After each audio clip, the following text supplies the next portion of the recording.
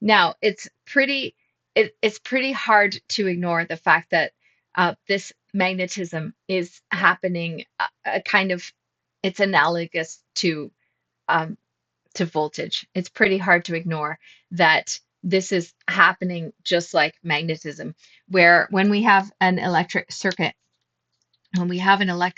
we have something that slows it down, and then um, we have our current flowing through, and then we have some resistance, and we have a voltage. So that's um, V equals I R. And in our magnetic circuit, I have this going on where I have an FM and I have a reluctance in the circuit, and what's being established in it is called magnetic flux.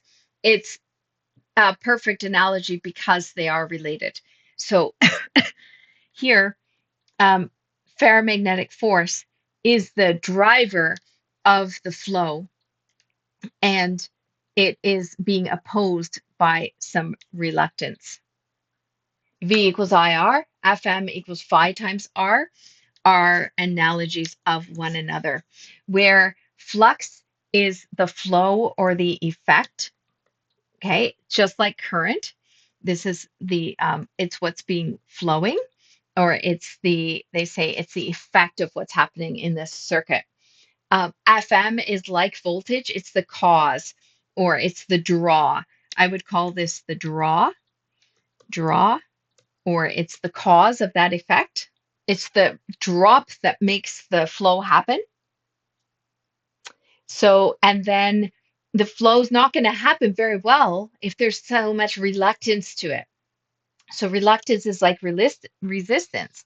So in fact, somebody got together with a dictionary and said, what's another word for resistance?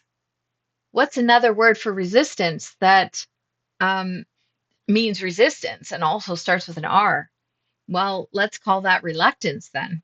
So it's reluctance is like resistance. It's reluctant to let the flow happen. Resistance is resistant to let current happen. So it's opposition. It's like, I'm just going to say resistance.